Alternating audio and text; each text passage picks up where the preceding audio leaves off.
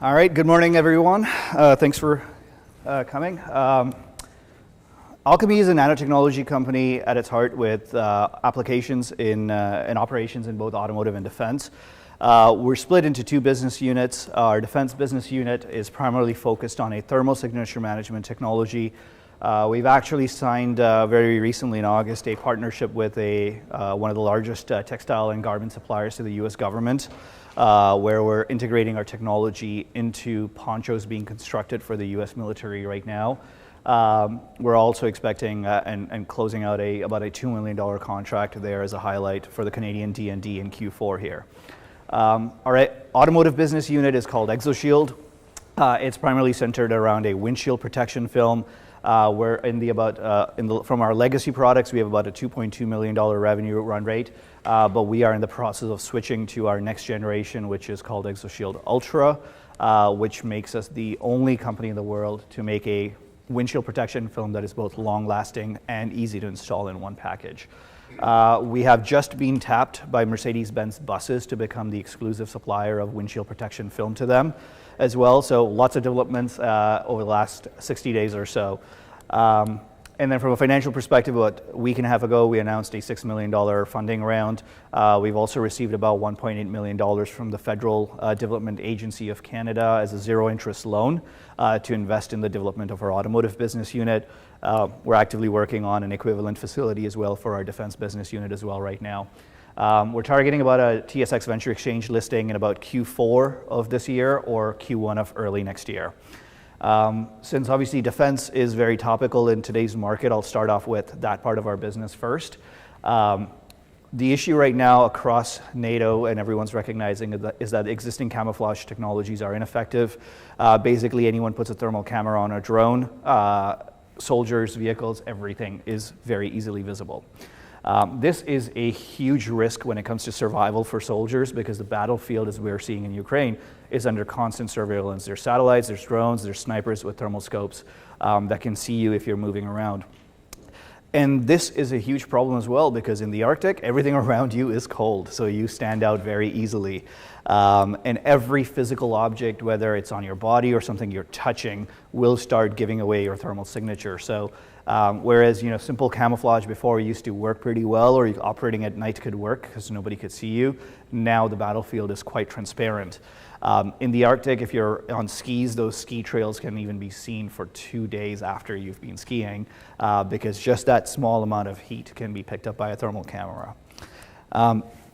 And obviously, because of what we're seeing in Ukraine, it's become a top NATO priority. We're seeing 18 million soldiers, roughly 80,000 land combat vehicles at risk across NATO and major non-NATO allied countries. And I was at a joint advanced planning brief for industry with the U.S. DoD earlier this year, and both the U.S. Marine Corps, which is the first screenshot there, and the U.S. Army are listing signature management as one of their top priorities for soldier systems.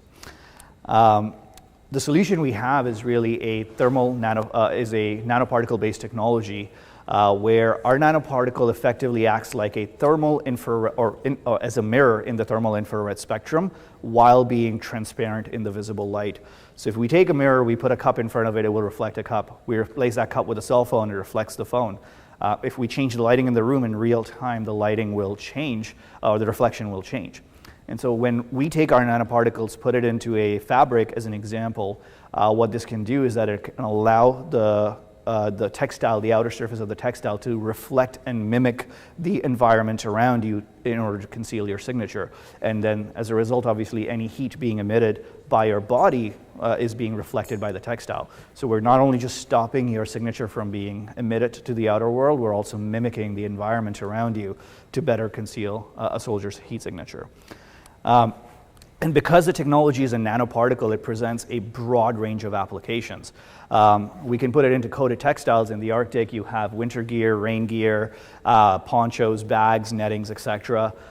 You can also put it into uniforms directly. You can put it into face paints and spray paints as well.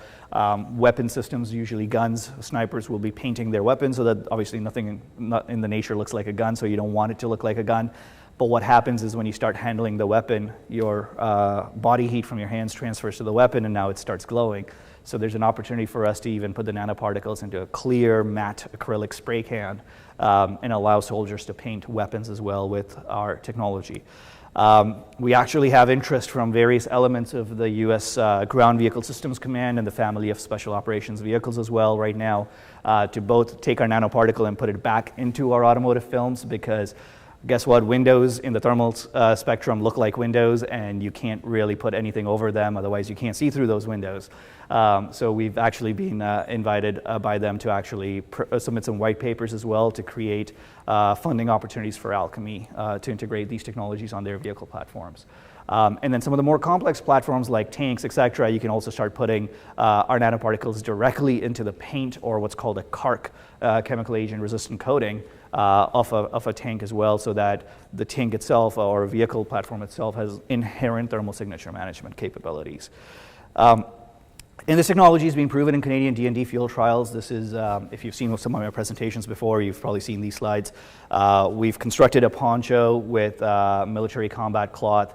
The Canadian D&D took it to the desert and tested it out at nighttime where the ground temperature is about 0 degrees Celsius, and that's exactly what it's matching. And at the daytime, as you'll see, the ground temperature is roughly around 24, 28 degrees Celsius, and our poncho has warmed up to mimic the environment and conceal the soldier. And in that red circle is a competitor solution. There's two things you notice. The first is it's very bright, and the reason is because it's reflecting the sun from behind the camera. So a lot of competing technologies that try to metallize a fabric with silver or whatnot will end up reflecting things around them in an unnatural way, whereas we're able to just diffuse you into the environment. And the second thing is you can see that textile looks very, very stiff. You're kind of looking like a pylon in the middle of a field, whereas ours just flows right into the environment. So when a soldier kind of puts it on and sits next to a rock, they can actually disappear into the landscape. And lots of words here, but the key thing is it wasn't just a bunch of images we got from the D&D. We got a report card where number one, on impact, we were told that we got full marks for addressing a critical gap that the Canadian D&D has. And number two is we got a 95 out of 100 on this report card as well. And at the bottom of this report card, it said that we have been selected for the next contract, roughly $1.8 million, designed to construct nettings. So I've got some different nettings. You're welcome to play around with this afterwards as well, that we've integrated our technology into. So they're asking us to create these for snipers who would usually put them above, like above their body, so that they can see out, but they can't be seen from far away. And we're not just engaged on the Canadian side, we're also engaged on the US side as well, where we have elements, engagement with the Special Operations Command, into the Army, into the Navy, into the Air Force, into the Marine Corps, as well as the Soldier Center in Natick as well. And then also obviously the Big Green Army and the Big Green Marine Corps as well, we're engaged with both of those as well. We have a couple of really important engagements coming up. We're meeting up with the 5th Special Force Group, which is one of the 5 Special Force Groups in the U.S. We already have support from 3. This is the 4th group we're looking to get a win over. In early November, we'll actually be at the Army Mountain Warfare School in Vermont doing field testing and evaluation with these guys in the mountains to understand what's the best way to construct our technology into a garment for them. As well as going into between the end of this year and January, going to all of those acronyms I've listed on the SOCOM side and going into a field with these guys with military-grade sensors and evaluating and informing our form, fit, and function of the solutions we're creating. And on the Canadian side as well, the Special Forces have actually come to us and said, hey, we'd love to visit you, we'd love to start testing this stuff and create a development plan for us to collaborate with you, especially with the Buy Canadian movement that's happened within the Canadian government as well. So our business model is pretty simple. We want to become a capability enabling partner. We don't want to build a poncho so we can put a nanoparticle in it. We don't want to build a tank so we can put a nanoparticle in it. What we want to do is we want to go to people who have these platforms and want thermal signature management capabilities, and we want to be the company that adds that capability to their platform. So it's very much of a Gore-Tex-like business model where they pay us an NRE contract up front to do the work of embedding our technology into their platform. Then they buy our nanoparticles and they pay us a licensing fee. We actually already have traction. So just in August, we signed a partnership with a company called Fetchheimer, which is owned by Berkshire Hathaway and is one of the largest suppliers to the US government. We're actually developing a two-sided poncho with them for the Arctic, for the 11th Airborne, where you can see obviously it's white on one side and green on the other side, so allows soldiers to be hidden in the tree line, but also outside of the tree line in the Arctic. And we also have a $1.8 million contract, as I mentioned, with the Canadian government as well that we're looking to close out this quarter. This approach, what it does is really when we have a broad scale of applications we can unlock, this approach really allows us to create a partner-funded model where we can develop multiple applications at the same time, leverage their business development as well as lobbying capabilities, but really stay focused on the technical component, which is our piece. So why have we had all of this traction? The first thing is really we have a higher performance ceiling than most of our competition. We're able to deliver, as I was speaking about the reflections, we diffuse the radiation, whereas a lot of our competitors tend to make it look mirror-like. And so now, instead of looking really warm in a thermal camera, you end up looking really cold and stand out in the wrong way. We're also able to create camouflage patterns that look the same to your eye, but they're actually a camouflage pattern in the thermal spectrum. What this will allow us to do is not just make a product that works against the sensors today, but it works against the sensors that are going to be advancing and the AI-based target recognition that's taking place 2 years from now. We're also very lightweight. If we add our technology to this poncho, we're only adding 4 to 6 grams. We're not actually doubling its weight or tripling its weight like a lot of our competitors are. The broad scale of applications also excites a lot of special operations groups because they've asked us things like, hey, can you just give a liquid to me that I can put on my helmet or put it on a rattle can and I can spray it onto my boots or so on, like some of the Scotch Guard products that we're all used to hearing about or using.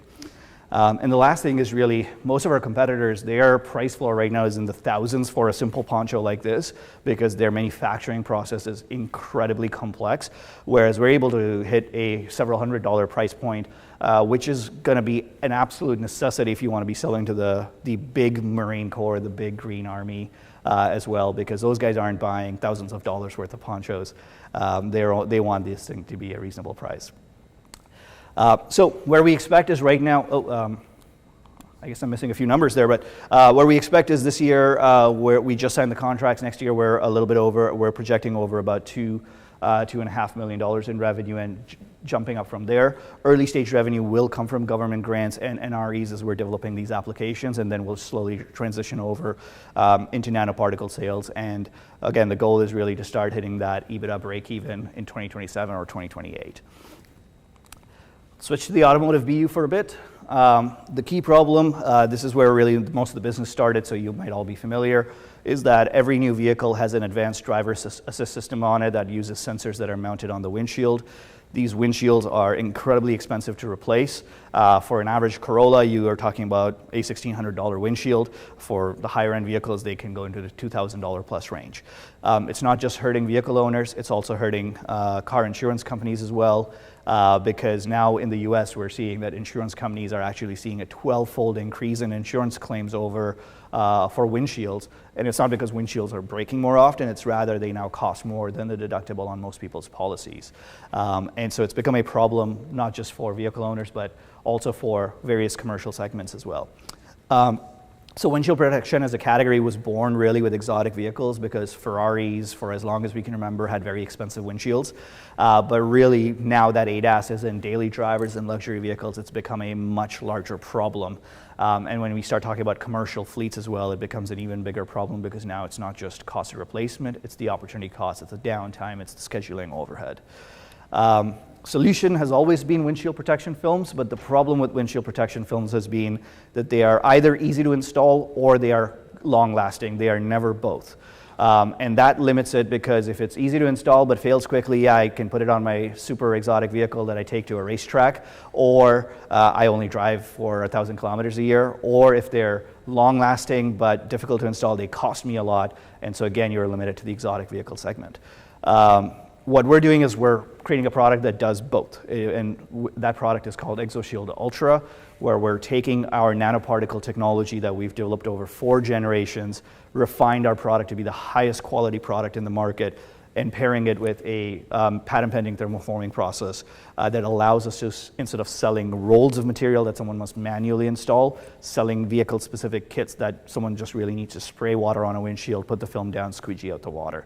So it makes us the most profitable product that, service or product that a shop can offer compared to anyone else in the market. And what this really does is that, that whole temporary protection land you see sort of at the top left there is where, all of the low quality stuff sits. All of the expensive stuff sits really on the bottom right here, but you don't really get access to the mass market because you're really sort of stuck with vehicle enthusiasts. In order to go after the mass market, you have to make it profitable for the channel, otherwise the channel won't spend time on you. And you have to make it, good quality, otherwise the market's going to be unhappy. So ultimately, that's where we can be situated, and this is protected with both patents as well as trade secrets. So what this really allows us to do is that previously windshield protection films were really only aftermarket installers were the only ones that could sell and install this stuff, and really exotic vehicle owners were the only one willing to buy this stuff. But with Ultra, what this allows us to do is now go to a commercial fleet and say, well, look, you have a technician in-house, we can train them in under 30 minutes on how to install this stuff, so you can protect your windshields with in-house labor with minimal installation. Whereas previously, if you had to pay an aftermarket installer to do this, it would cost you $400 more, and the economics really didn't make sense for you. Similarly, we can go to car dealerships now and have them sell to you at an affordable price point while making us healthy margin internally as well. So we are getting pretty healthy feedback from car dealerships as well as OEMs now, where they're looking to buy this for $199 from us and sell it for $699 or so. So for a typical car, a dealership makes about $2,000 in gross profit. Our product can increase the profit by $500, so really 25%. And then really speaking to the installer economics, I mentioned earlier, we become the most profitable thing an installer can do with their time or space. So if we look at the legacy world, window tint, paint protection film, and ceramic coatings were the products. A lot of people here might know about Expel. The reason, the underlying fundamentals behind why Expel became big was they offered the installer an opportunity to earn twice as much as they were earning for every hour, and for really every square foot of their space. So as an installer, I'm a business. Obviously, I'm going to do this, offer the service that's going to make me twice as much as the other service. And when we look at the windshield protection film roll space, what happens is really polyester is really the high quality platform, as you can see with the product quality. Well, the problem is because it's really complicated to install, installers aren't really making a lot of money, so they're not going to prioritize it. TPU is a polyurethane product. It's a lower quality platform, but it offers the really high earnings, which you can see when you make the installation just 30 minutes, all of a sudden, you're now offering installers the opportunity to earn twice as much as they were before. And so with ExoShield Ultra, what we can do is we can combine that high quality where the customer is satisfied and the high margins where the installer is satisfied, and will start prioritizing windshield protection film over other products. So we offer them the opportunity to really just more than double their hourly earnings with windshield protection film kits. So commercial traction, big thing here is Mercedes-Benz bus. After a year-long two-stage pilot, we were selected by Mercedes-Benz buses to be the exclusive supplier for windshield protection film for their buses. They move about 30,000 buses a year, 26 or 30,000 buses a year.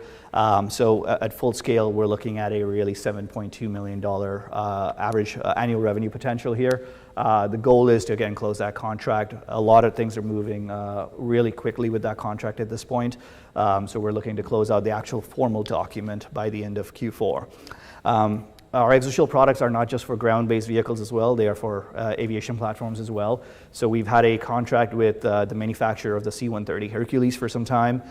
We completed the phase 1 of the NRE where we blew the competition out of the water, and the supplier, or the customer, has basically told us that for phase 2 they want us to focus on only demonstrating compliance and no longer worry about the competition because they want to move ahead with us.